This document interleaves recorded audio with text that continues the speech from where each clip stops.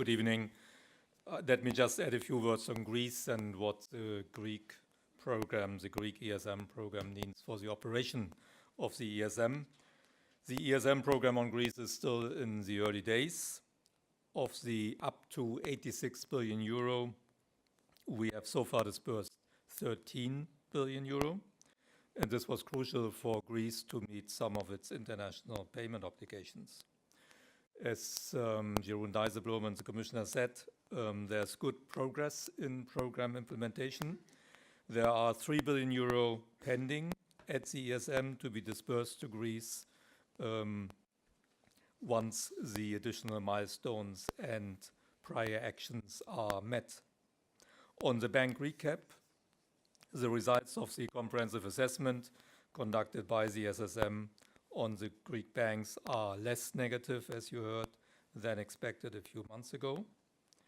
These results confirm that the ESM program is more than sufficient to accommodate additional capital needs. The total capital shortfall identified by the SSM is much less than the 25 billion euro earmarked in the ESM program for bank recapitalization. So that shows that, as I said, the ESM program was indeed adequately funded for this purpose, but it also confirms now that the maximum program lending to Greece will very likely be less than the up to 86 billion euro initially foreseen. And that's good news for Greece because it means the debt increase will be less. And it's also good news for the ESM as we keep more remaining firepower. To address the immediate shortfall in the banks, a sum of 10 billion euro has been put aside in a segregated account, as you know, managed by the ESM. That can be made available to Greece relatively quickly, but only after the conditions are met. As the president of the Eurogroup said, we hope that this can happen in the course of this week. Obviously, this third program for Greece, the first ESM program for Greece, has a particular strong impact on the funding activities of the ESM.